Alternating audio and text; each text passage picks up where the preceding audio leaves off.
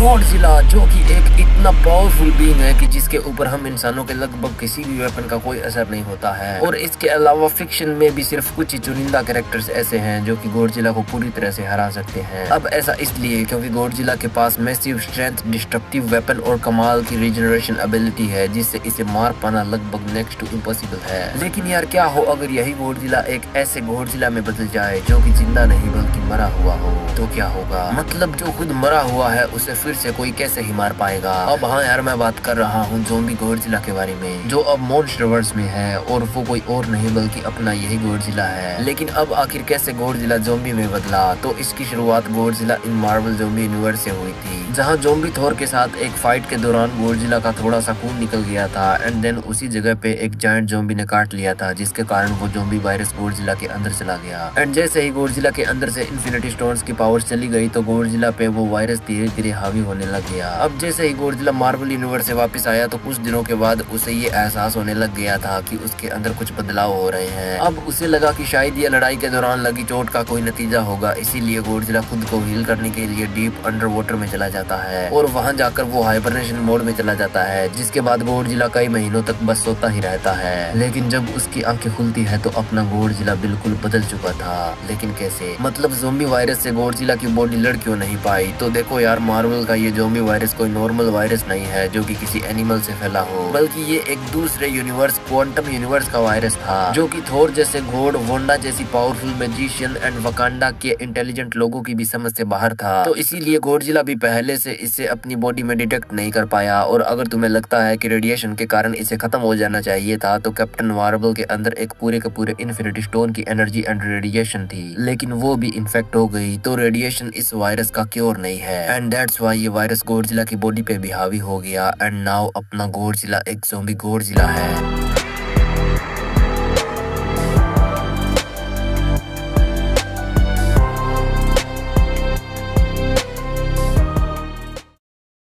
अब रात का टाइम था, जहां जापान का एक फाइटर पायलट एक टीम को लीड कर रहा था, जिनको अभी अभी एक मिशन मिला था कि वो जापान के बिगेस्ट न्यूक्लियर पावर प्लांट यानी काशिवाजाकी कारिवा न्यूक्लियर पावर प्लांट को सेफ रखे। लेकिन किससे? तो जापान में लोकेटेड मोनार्क साइंटिस्ट को पता चलता है कि कोई unknown titan Kashiwazaki Kariwa nuclear power plant की तरफ बढ़ रहा है। अब उनकी लिस्ट में जितने भी टाइटन्स थे, इस न्यू टाइटन की प्रेजेंस उन सभी से बिल्कुल अलग थी, यानी इस टाइटन की प्रेजेंस उस लिस्ट के किसी भी टाइटन से मैच नहीं हो रही थी। इसीलिए अर्जेंटली एक मिलिट्री ऑपरेशन करना पड़ता है, जिसमें कुछ फाइटर जेट्स अब उस अननोन टाइटन की तरफ बढ़ रहे थे। अब वो वहां पहुंच जाते हैं, लेकिन उन्हें वहां पे कोई भी दिखाई नहीं देता है। तो उस टीम का लीडर ये रिपोर्ट करता है कि यहाँ पे तो कोई भी टाइटन नहीं है। लेकिन तभी उसे एक हैवी शॉकवेव महसूस होती है, जैसे यहाँ पे अभी अभी कोई अर्थक्वेक आया हो। जिसके बाद वो कहता है कि रुको, यहाँ कुछ तो अजीब है, मतलब यहाँ उनके अलावा भी कोई और है। लेकिन अगर वो कोई टाइटन है तो वो आखिर छुप क्यों रहा है? क्योंकि आमतौर पर टाइटन्स छुप के हमला नहीं करते हैं। अब वो ये सब सोच रहा होगा कि तभी उसके फाइटर जेट के नीचे से एक हाथ आएगा, जो उसके कुछ सोचने समझने से पहले ही उसके फाइटर जेट को डिस्ट्रॉय कर देगा। अब इसके बाद बाकी के और फाइटर जेट्स भी एक्टिव हो जाएंगे। अब उनको नहीं पता है कि ये क्या है, क्योंकि उस चीज ने पहले ही यहाँ की लाइट्स को डिस्ट्रॉय कर दिया था। लेकिन जल्दी ही उनको पता चल जाता है कि आखिर ये क्या है।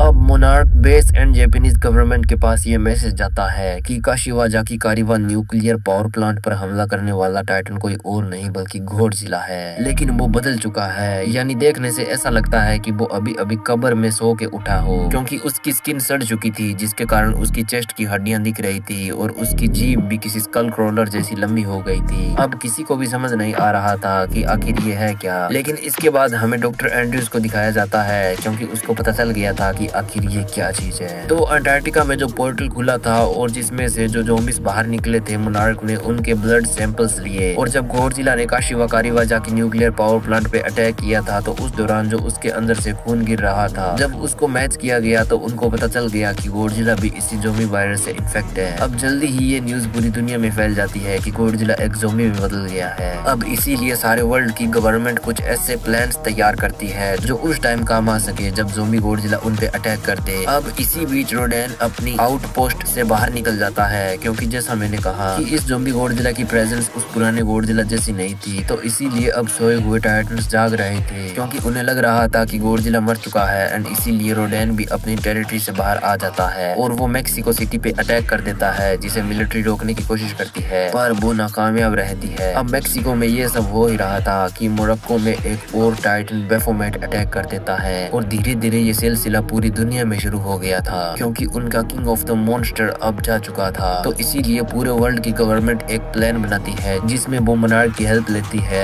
अब उनका प्लान ये था कि जो ये टाइटन्स गॉडजिला की गैर मौजूदगी में सिटीज पे अटैक कर रहे हैं उनको रोकने के लिए वो कोंग एंड उनकी एप आर्मी की मदद लेंगे। अब इसके लिए डॉक्टर एंड्रयूज को ये कहा जाता है कि वो जिया की हेल्प से कोंग की मदद ले और फिर डॉक्टर एंड्रयूज ऐसा करती भी है, यानी वो होलो अर्थ में चली जाती है। पर इसी बीच सेडोना एरिजोना में एक अननोन मीटियोराइट आके क्रैश हो जाता है, जिसके इम्पैक्ट के कारण वहाँ पर टाइटन सिला के जो बेबीज थे वो भी जमीन में से बाहर आ जाते हैं। अब पूरी दुनिया में ये इंसिडेंट हो ही रहे थे कि इसी दौरान ज़ॉम्बी गॉडजिला को फिर से देखा जाता है, जिसने इस बार कंबोडिया पे अटैक कर दिया था, जहाँ ज़ॉम्बी गॉडजिला अपने रास्ते में आने वाली हर एक चीज पे अटैक करके उसे तबाह कर देता है, मानो उसे ऐसा करने में मजा आ रहा हो। मतलब वो इंसान या इंसान की बनाई हर चीज को मिटाना चाहता था। अब ऐसा क्यों? तो मार्वल ज़ॉम्बीज में हमें पता चलता है कि जो ये ज़ॉम्बी वायरस था वो नॉर्मल ज़ॉम्बी वायरस की तरह इन्फेक्टेड के दिमाग को खत्म नहीं करता था, यानी उसका दिमाग तो नॉर्मल ही रहेगा, बस ऐसे में वो बुरा बहुत ज्यादा बन जाएगा। जैसे मार्वल ज़ॉम्बीज में होकाई को ज़ॉम्बी बनने के बाद भी ये पता था कि वो एक आर्चर है और उसे किस टाइम पे कौन सी एरो का यूज करना है। तो अब ऐसा ही गॉडजिला के साथ भी है, यानी उसका दिमाग अभी भी वैसा ही था, बस वो बहुत ज्यादा बुरा बन गया था और पास्ट में जो भी उसके साथ हुआ था अब वो उसका बदला ले रहा था। इसीलिए वो कंबोडिया पे अटैक कर देता है, जहां अब उसका अगला निशाना अंगकोर वो टेम्पल था। लेकिन जैसे ही ज़ॉम्बी गॉडजिला वहां पहुंचता है तो उसका सामना टाइटेनस टाइफून से हो जाता है, जो कि कंबोडिया में ही रहने वाला एक टाइटन था, जिसकी स्पेशलिटी ये है कि ये टाइटन जमीन, पानी और हवा तीनों जगह पे रह सकता है। अब टाइफून गॉडजिला के सामने जमीन पे रेंगते हुए आता है और उस पे अटैक कर देता है, जहां टाइफून गॉडजिला की बॉडी के चारों तरफ लिपटने लग जाता है और अपनी स्ट्रेंथ से गॉडजिला की हड्डियों को तोड़ने की कोशिश करता है। एंड यार शॉकिंगली टाइफून इसमें कामयाब भी हो जाता है, यानी वो गॉडजिला की बोन्स को क्रश कर देता है। अब नॉर्मली ऐसा पॉसिबल नहीं होता क्योंकि गॉडजिला की बॉडी बहुत ही ज्यादा स्ट्रॉन्ग है, लेकिन ज़ॉम्बी वायरस ने गॉडजिला की सारी प्रोटेक्टिव स्किन लेयर्स को सड़ा दिया, जिससे उसके चेस्ट एरिया की हड्डियां बाहर निकल गई और अब इन्हें कोई भी टाइटन आसानी से अपना निशाना बना सकता है। और ऐसा ही टाइफून ने भी किया, मतलब उसने गॉडजिला की बोन्स को तोड़ दिया, जिससे ज़ॉम्बी गॉडजिला बीच में से टूट गया। और यहाँ टाइफून कहीं ना कहीं खुश था क्योंकि उसने अभी अभी king of the monster Godzilla को हराया है और अब टाइम था टाइफून के न्यू किंग बनने का। अब टाइफून ये सब सोच ही रहा होगा कि उसे पीछे से एक आवाज सुनाई देगी और जैसे ही वो पीछे देखेगा तो उसकी आंखें लिटरली फटी की फटी रह जाएगी, क्योंकि यार वो ज़ॉम्बी गॉडजिला खुद को वापस जोड़ रहा था, लेकिन कैसे? तो जैसा मैंने आपको अपनी पिछली वीडियो में बताया था कि अगर एक बार कोई इस ज़ॉम्बी वायरस से इन्फेक्ट हो गया तो उसका मरना लगभग नेक्स्ट टू इम्पॉसिबल है, क्योंकि ऐसे में अगर इन्फेक्टेड को कोई बीच में से काट दे या फिर उसका गला भी क्यों ना अलग कर दे तो भी उस इन्फेक्टेड को कुछ नहीं होगा। अब जैसे कैप्टन अमेरिका जो बीच में से कटा होने के बावजूद भी जिंदा था, तो अब यार यही इस गॉडजिला के साथ भी हुआ, यानी ये फिर से जुड़ गया और इसे देखते हुए टाइफून ज़ॉम्बी गॉडजिला पे अपनी फायर से अटैक कर देगा, जिससे गॉडजिला की डेड लाइक बॉडी जलने लग जाएगी। लेकिन अब ये सब देखते हुए इस गॉडजिला को भी गुस्सा आ जाएगा एंड फाइनली ये गॉडजिला अपनी सबसे डिस्ट्रक्टिव एबिलिटी यानी अपनी एटॉमिक ब्रेथ का यूज करेगा, पर नॉर्मल एटॉमिक ब्रेथ नहीं। मतलब ये गॉडजिला की नॉर्मल एटॉमिक ब्रेथ से काफी ज्यादा पावरफुल है, जो यार लिटरली इतनी ज्यादा खतरनाक होगी कि इसके सिंगल अटैक से टाइफून की बॉडी डिस्ट्रॉय हो जाएगी। लेकिन ये एटॉमिक ब्रेथ टाइफून की बॉडी को भी चीरते हुए जंगल में एक बहुत बड़ा एक्सप्लोजन कर देगी, जो दूर से देखने पे ऐसे लगेगी जैसे कि यहाँ पे अभी अभी एक मिनी न्यूक्लियर बॉम्ब गिराया गया है। लेकिन यहाँ इतनी ज्यादा तबाही मचाने के बाद ज़ॉम्बी गॉडजिला वापस ओशन में चला जाता है, जहाँ वो बहुत ही ज्यादा तेजी से किसी की तरफ बढ़ रहा था। लेकिन किसी को नहीं पता था कि ज़ॉम्बी गॉडजिला का नेक्स्ट टारगेट क्या होगा। होगा। लेकिन जल्दी ही गॉडजिला की लोकेशन को ट्रैक करके पता चलता है कि गॉडजिला सेडोना एरिजोना की तरफ बढ़ रहा है, क्योंकि वहाँ उसे किसी ऐसे के होने का एहसास हो गया है जो कि काफी ज्यादा खतरनाक है। लेकिन बीच रास्ते में ही यानी लॉस एंजलिस में गॉडजिला का सामना मिलिट्री से हो जाता है, जो पूरी तैयारी के साथ गॉडजिला को हराने के लिए आए थे। लेकिन इंसान गॉडजिला पे अटैक करते इससे पहले ही गॉडजिला के रास्ते में एक टाइटन आ जाता है, जिसकी चमक इतनी ज्यादा थी कि नॉर्मल खुली आंखों से तो उसे देखा ही नहीं जा सकता था। अब पहली नजर में सबको लगा कि शायद ये मोथरा है, लेकिन नहीं यार, ये टाइटन मोथरा नहीं बल्कि फोसफेरा थी। अब फोसफेरा को आप बेसिकली मोथरा की सिस्टर भी मान सकते हो, क्योंकि जब जब अर्थ को मोथरा की जरूरत पड़ी है और मोथरा उस टाइम नहीं आ पाई है तो उसकी जगह फोसफेरा आएगी। और फोसफेरा का कनेक्शन भी गॉडजिला के साथ वैसा ही है जैसा कि मोथरा का, तो इसीलिए फोसफेरा ज़ॉम्बी गॉडजिला के पास जाती है। लेकिन उसे देखते ही फोसफेरा घबरा जाएगी, क्योंकि ये उनका पुराना वो गॉडजिला नहीं था जिसके साथ मिलकर फोसफेरा एंड मोथरा दुनिया को बचाया करती थी। अब फोसफेरा अपनी टेलीपैथी से गॉडजिला के दिमाग के साथ कनेक्शन बना के उसे ये पूछेगी कि तुम्हें क्या हो गया है, लेकिन कोई जवाब नहीं आएगा। मानो ज़ॉम्बी गॉडजिला किसी से बात नहीं करना चाहता है, क्योंकि वो सभी से नाराज है। अब क्यों? तो जैसा मैंने कहा, ये ज़ॉम्बी वायरस अपने इन्फेक्टेड के दिमाग को खत्म नहीं करता है बल्कि उसे बुरा बना देता है। अब कैसे? तो ये वायरस अपने होस्ट की उन सभी बुरी यादों को उनकी आंखों के सामने ला देता है जो कि उसने पास्ट में झेली थी। और अब यही गॉडजिला के साथ भी हुआ। मतलब उसने सिर्फ इस दुनिया को बचाने के चक्कर में अपने माँ बाप परिवार सबको खो दिया, और वो खुद भी बहुत बार मरते मरते बचा है। पर बावजूद इसके यानी इंसानों और उनकी दुनिया को कई बार मरते मरते बचाने के बाद भी जब भी गॉडजिला इंसानों की दुनिया में आता है तो इंसान उस पे अटैक कर देते हैं। और उन्होंने गॉडजिला को कई बार मारने की भी कोशिश की है। तो पहले तो गॉडजिला इस सब को इग्नोर कर रहा था, यानी उसे पता था कि इंसानों ने पहले उसे एक न्यूक्लियर बॉम्ब से मारने की कोशिश की, फिर ऑक्सीजन डिस्ट्रॉयर से एंड बाद में मेका गॉडजिला से। फिर भी गॉडजिला ने उन्हें बख्श दिया, क्योंकि आप खुद सोचो, अगर गॉडजिला चाहे तो वो इंसानों की पूरी सिविलाइजेशन को खत्म कर सकता है, और उसके बाद जब भी वो अपने किसी दुश्मन से लड़ेगा तो उसे रोकने वाला कोई भी नहीं होगा। लेकिन उसने ऐसा नहीं किया। पर यार, जब गॉडजिला ज़ॉम्बी में बदल जाएगा तब उसकी ये यादें और भी ज्यादा स्ट्रॉन्ग हो जाएगी, और अब उसका एक ही मकसद है, इंसानों का एंड। लेकिन फोसफेरा को कहीं ना कहीं ये बिलीव था कि गॉडजिला उसकी बात मान लेगा, और ऐसा होता भी है। मतलब जो गॉडजिला सब कुछ तबाह करने पे तुला था वो अचानक से रुक गया, क्योंकि फोसफेरा ने उसे अपनी टेलीपैथी से ये याद दिला दिया कि असल में वो कौन था। यानी वो इस दुनिया का डिस्ट्रॉयर नहीं बल्कि प्रोटेक्टर था,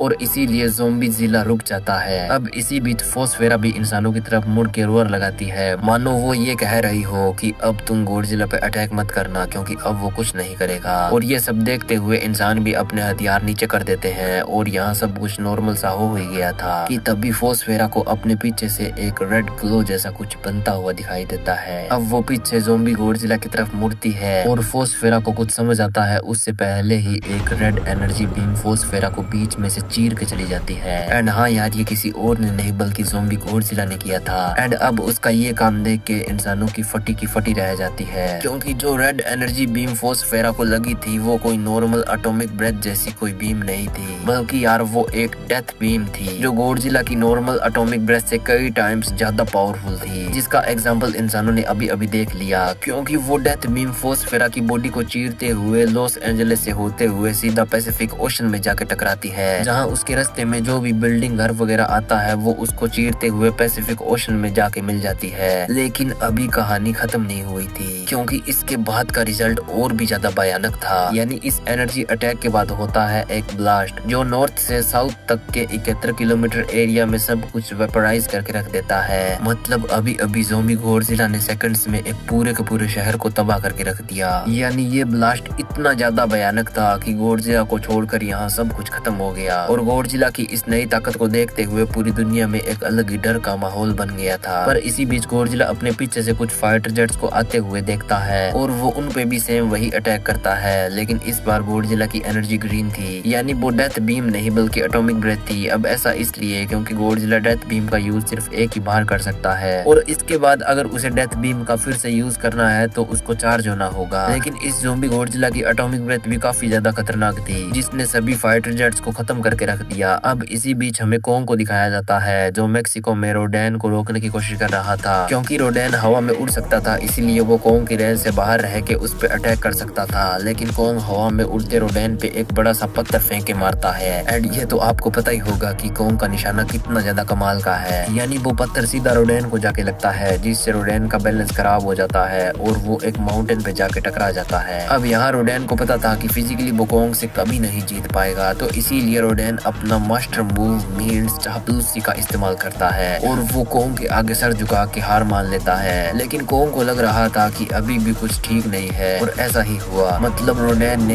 एक चैलेंजिंग रोअर लगा दी, जिससे जमीन के नीचे से टाइटन नसीला के 2 बच्चे बाहर निकल के आ जाते हैं, जो अब काफी बड़े हो गए थे, क्योंकि उन्हें लगा कि कोई उनके ही इलाके में आके उनको चैलेंज कर रहा है। तो अब अपने कोंग को एक साथ 2 सिला का सामना करना पड़ता है, जिनमें मेल को कोंग अपनी एक्स से काट के रख देता है और हरा देता है। लेकिन फीमेल का साइज काफी ज्यादा बड़ा था, इसीलिए वो कोंग को जकड़ लेती है, पर कोंग की फिजिकल स्ट्रेंथ सिला से फार मोर सुपीरियर थी, इसीलिए वो उसके चंगुल से छूट जाता है और फिर उसके ऊपर अपनी एक्स से अटैक करता है, जिससे सिला का एक हाथ कट जाता है। एंड अब उसका नेक्स्ट अटैक सिला का हेड था, लेकिन तभी पीछे से रोडेन आके कोंग के सर पे एक बड़ा सा पत्थर गिरा देता है। यानी रोडेन बस अच्छा बनने की एक्टिंग ही कर रहा था और जैसे ही उसे मौका मिलता है अपना बदला लेने का, तो वो कोंग के सर पे एक पत्थर गिरा देता है। लेकिन सर पे चोट लगने के कारण कोंग जमीन पे गिर जाता है, क्योंकि ब्रेन ऑब्वियसली हर टाइटन का कमजोर हिस्सा होता है, तो इसीलिए कोंग जमीन पे गिर जाता है। लेकिन अब सिला कोंग के सर पे एक जोरदार अटैक करने ही वाली थी कि तभी वो फ्रीज होने लग जाती है। यानी हाँ यार, वहाँ कोंग की आर्मी एंड शिमो आ गई थी जो सिला को फ्रीज कर देती है। अब शिमो को देख के रोडेन की आंखें चौंधिया जाती है, क्योंकि उसे लगा था कि मदर ऑफ ऑल टाइटन शिमो मर चुकी है, लेकिन वो जिंदा है। और ये देख के रोडेन वहाँ से बस 9-2-11 होने की सोचता है। अब सुको आके कोंग की मदद करता है और उसे उठाता है, जहाँ शिमो सब कुछ ऑब्जर्व करती है कि कहीं आसपास कोई और तो टाइटन नहीं है। लेकिन तभी यार शिमो के ऊपर एक जोरदार एनर्जी अटैक होता है, जो कि शिमो को अपनी जगह से दूर पटक के रख देता है। अब ये कुछ और नहीं बल्कि एटॉमिक ब्रेथ का अटैक होगा। यानी हाँ यार, यहाँ ज़ॉम्बी गॉडजिला पहुंच गया है। अब कोंग गॉडजिला के सामने जाके स्माइल करता है, मानो वो गॉडजिला से कह रहा हो कि तुम्हें इस टाइम यहाँ पे बिल्कुल भी नहीं आना चाहिए था। मतलब तुमने यहाँ पे आके एक बड़ी गलती कर दी, क्योंकि यहाँ कोंग के अलावा भी 100 और कोंग जैसे एप्स थे और उनके साथ शिमो भी थी। तो कोंग को लग रहा था कि इस ज़ॉम्बी गॉडजिला का हारना पक्का है। लेकिन गॉडजिला के भी फेस पे एक अलग ही स्माइल थी, क्योंकि उसका कोंग से कहना था कि बच्चे, जब तुम इस दुनिया में नहीं आए थे तब मैंने तुम्हारे जैसे एक संकी एप और उसकी आर्मी को हरा दिया था, जिसमें तुम्हारा बाप भी था। लेकिन तभी गॉडजिला देखता है कि सभी एप्स के हाथ में वही एक्स थी, जिससे वो गॉडजिला की एटॉमिक ब्रेथ को रोक सकते थे। और डेथ बीम का यूज अभी वो कर नहीं सकता है, क्योंकि इसके लिए उसे फुल चार्ज होना पड़ेगा, और अगर उसने फुल चार्ज होने से पहले उसका यूज किया तो इससे गॉडजिला की जान भी जा सकती है। तो इसीलिए गॉडजिला पहले अपनी एटॉमिक ब्रेथ से ही अटैक करता है, जिसको एप्स अपनी एक्स से रोक लेते हैं। और अब कोंग शिमो को गॉडजिला पे अटैक करने के लिए बोलता है एंड शिमो अपने आइस ब्रेथ अटैक से गॉडजिला को फ्रीज कर देती है। लेकिन अगले ही पल गॉडजिला अपनी बॉडी को गर्म करके उस आइस ट्रैप को तोड़ देता है। लेकिन अब सभी एप्स कोंग के ऑर्डर पे एक साथ गॉडजिला पे अटैक कर देते हैं, जो गॉडजिला की एटॉमिक ब्रेथ को रोकते हुए उसके पास पहुंच जाते हैं। एंड देन वो सभी गॉडजिला को चारों तरफ से जकड़ लेते हैं। अब इस टाइम अगर गॉडजिला ज़ॉम्बी ना बना होता तो शायद वो अपनी न्यूक्लियर पल्स का यूज करके बच जाता। लेकिन ज़ॉम्बी बनने के बाद गॉडजिला की बॉडी में कुछ बदलाव आए, जिससे गॉडजिला को कुछ नई एबिलिटीज मिली, लेकिन कुछ उसने खो भी दी, जिसमें एक थी खतरों को पहले से ही सेंस करने वाली एबिलिटी और दूसरी थी उसकी न्यूक्लियर पल्स। पर अब गॉडजिला को हर तरफ से पकड़ लिए जाने के बाद एक एप उसके मुंह को भी अपने दोनों हाथों से दबा देता है, ताकि गॉडजिला अपनी एटॉमिक ब्रेथ ना छोड़ पाए। जिसके बाद कोंग आता है, जो गॉडजिला का अपनी एक्स से सर काटने वाला था, पर उसे ऐसा करने में थोड़ा बहुत दुख हो रहा था, क्योंकि इससे दुनिया अब अपना सबसे ग्रेटेस्ट प्रोटेक्टर खोने वाली थी, जिसने पास्ट में कोंग की भी कई बार मदद की थी। पर कोंग के पास कोई भी और रास्ता नहीं था, इसीलिए वो उस पे अटैक करने ही वाला था कि तभी वो नोटिस करता है कि गॉडजिला की चेस्ट वाली हड्डियों के अंदर से एक ग्रीन गैस निकल रही थी, जिसके कारण जिन एप्स ने गॉडजिला को पकड़ रखा था उनकी स्किन मेल्ट हो रही थी। और इसी को देखते हुए कोंग और बचे हुए एप्स भी गॉडजिला से दूर जाने लग जाते हैं। और जैसे ही गॉडजिला फ्री होता है तो वो अपने मुंह से एक ऐसी गैस को रिलीज करता है जो मीथेन एंड प्रोपेन का एक कंबाइंड वर्जन थी, जो बेसिकली ऐसी गैस होती है जो ऑक्सीजन के कांटेक्ट में आते ही आग पकड़ लेती है एंड उनका बर्निंग टेम्परेचर 3596 डिग्री फ़ारेनहाइट तक पहुंच जाता है, जो इनफ है किसी एप की बॉडी को जलाने के लिए। चाहिए। अब इसीलिए गॉडजिला के चारों तरफ आग लगने लग जाती है जिसमें सब कुछ चल के राख हो रहा था। और गॉडजिला ऐसा ही एक और अटैक शिमो कोंग एंड उनकी एप आर्मी पे भी करता है। एंड जो बात यहाँ सबसे ज्यादा डराने वाली थी वो ये कि इस गैस को तो कोंग एंड उनकी आर्मी अपनी एक्स से भी नहीं रोक सकती थी। अब इसीलिए जल्दी से जल्दी उस अटैक से बचने के लिए शिमो गॉडजिला एंड अपने बीच एक बड़ी सी बर्फ की दीवार बना देती है और फिर वो उस दीवार के ऊपर अपना एक और आइस ब्रेथ अटैक करती है ताकि इस दीवार की चौड़ाई इतनी ज्यादा हो जाए कि उस गैस की गर्मी के कारण ये काफी टाइम लेके मेल्ट हो। लेकिन तभी गॉडजिला उस आइस वाली वॉल को अपनी एटॉमिक ब्रेथ से तोड़ देता है और अब कोंग के पास गॉडजिला के साथ लड़ने के अलावा और कोई भी रास्ता नहीं था, क्योंकि अगर वो उससे नहीं लड़ा तो वैसे भी इस दुनिया का एंड होना पक्का है। इसीलिए कोंग बिना अपनी जान की परवाह किए गॉडजिला से भिड़ जाता है। जहाँ गॉडजिला जब फिर से अपना एटॉमिक गैस वाला अटैक करने की कोशिश करता है तो कोंग उस अटैक को गॉडजिला के मुंह में अपनी एक्स का हैंडल देके नाकाम कर देता है और फिर उसके बाद वो गॉडजिला के मुंह पे एक जोरदार पंच मारता है जिससे गॉडजिला जमीन पे गिर जाता है। और फिर उसके बाद कोंग एक के बाद एक बैक टू बैक गॉडजिला के मुंह पे पंचेस मारता है जिससे गॉडजिला को मौका ही नहीं मिलता कि वो अपनी एटॉमिक ब्रेथ या गैस को प्रोसेस कर सके। अब एक सेकंड के लिए ऐसा लगता है कि गॉडजिला बेहोश हो गया है और इसी बीच कोंग शिमो को कहता है कि वो इसे जमा दे और शिमो ऐसा करती भी है। और फिर ज़ॉम्बी गॉडजिला के उस आइस ट्रैप को तोड़ने से पहले ही कोंग उसके अपनी एक्स से टुकड़े टुकड़े कर देता है। अब जैसे ही कोंग ये सब करता है तो पूरी दुनिया में एक खुशी की लहर सी दौड़ जाती है क्योंकि उसने अभी अभी पूरी दुनिया को बचाया है। अब कोंग को भी इस बात पे बिलीव नहीं हो रहा था कि उसने गॉडजिला को हरा दिया, जिसके बाद कोंग नया अल्फा बनने की रोर लगाता है और वो सभी टाइटन्स को हुक्म देता है कि वो वापस जमीन के नीचे चले जाए। अब इसके बाद कोंग एंड उसकी आर्मी होलो अर्थ में चली जाती है और शिमो सरफेस पे ही रुक जाती है ताकि वो टाइटन्स को कंट्रोल कर सके और सब कुछ एकदम हैप्पीली एंड हो जाता है, जहां मोनार्क एंड मिलिट्री मिल के गॉडजिला के कटे हुए बॉडी पार्ट्स को डीप ओशन में फेंक देती है ताकि कोई वोल्टर सिमंस जैसा संकी उसका गलत यूज ना करे। अब इसी बीच हमें डॉक्टर एंड्रयूज को दिखाया जाता है जो एक लाइव इंटरव्यू दे रही थी जिसमें लोग उनसे पूछ रहे थे कि जैसे म्यूटो एंड कोंग जैसे कई और भी थे तो क्या ऐसा नहीं है कि गॉडजिला जैसा भी कोई और हो, जिस पर डॉक्टर एंड्रयूज कहती है कि ऐसा पॉसिबल नहीं है क्योंकि गॉडजिला की कोई भी बायोलॉजिकल औलाद नहीं है और उसके एंसेस्टर्स तो काफी पहले ही मर चुके थे, तो गॉडजिला का फिर से लौट पाना इम्पॉसिबल है। लेकिन यार नेचर को तो कुछ और ही मंजूर था। तो सीन शिफ्ट होता है सीधा सिडोना एरिजोना का, जहाँ पे मोनार्क के कुछ साइंटिस्ट एक रिसर्च टीम बना के पहुंच जाते हैं क्योंकि उनको पता लगाना था कि आखिर ज़ॉम्बी गॉडजिला सिडोना की तरफ क्यों बढ़ रहा था, क्योंकि उनको तो वहाँ पे किसी भी टाइटन का कोई सिग्नल नहीं मिला था। पर जैसे ही वो वहाँ पे पहुँचते हैं तो वो उस जगह पे चले जाते हैं जहाँ पर मैंने आपको वीडियो के शुरुआत में बोला था कि एक मीटियोर आके क्रैश हुआ था जिसके कारण सिला के वो बेबीज जाग गए थे जो कोंग से लड़े थे। अब वो देखेंगे कि उस जगह पे कोई उतना ज्यादा बड़ा क्रेटर या फिर इम्पैक्ट नहीं हुआ है, मान लो ऐसा लग रहा हो जैसे कि वो मीटियोर खुद को कंट्रोल कर सकता हो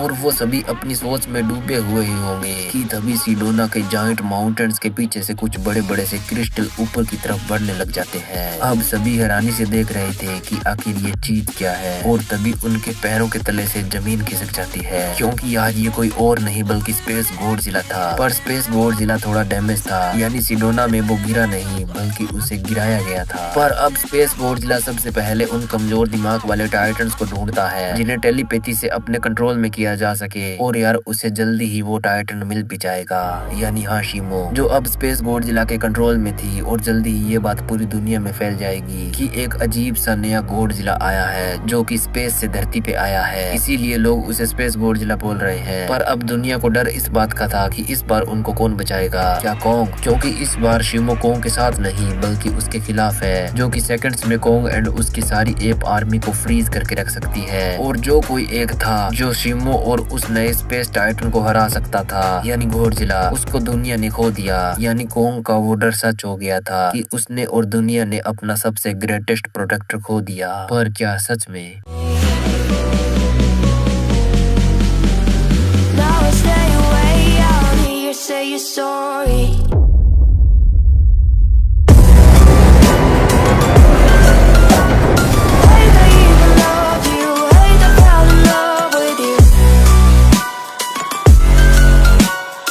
लेकिन अब कैसे, यानी कैसे ज़ॉम्बी गॉडजिला जिंदा हुआ और क्या वो स्पेस गॉडजिला से लड़ेगा या उसकी गुलामी स्वीकार कर लेगा, क्योंकि स्पेस गॉडजिला ज़ॉम्बी गॉडजिला से काफी ज्यादा पावरफुल है एंड वो उसको कंट्रोल भी कर सकता है। और आखिर स्पेस गॉडजिला से स्पेस में कौन लड़ा था जिसके कारण स्पेस गॉडजिला घायल हो गया? तो अगर इसके बारे में जानना चाहते हो तो कमेंट्स में ज़ॉम्बीज़िला पार्ट 2 जरूर लिखना। अगर तुमने इस वीडियो के नीचे 1000 कमेंट्स करवा दिए तो मैं पार्ट 2 जरूर लाऊंगा। और हाँ यार, चैनल को सब्सक्राइब कर लेना, क्योंकि भाई यार सच में ऐसी वीडियोस को बनाने में बहुत ज्यादा मेहनत लगती है, तो प्लीज इस मेहनत के लिए सब्सक्राइब तो बनता है। बाकी अगर ये जानना चाहते हो कि इस सब की शुरुआत कैसे हुई, यानी गॉडजिला ज़ॉम्बी में बदला कैसे, तो इसका जवाब आपको एंड स्क्रीन वाली वीडियो में मिल जाएगा।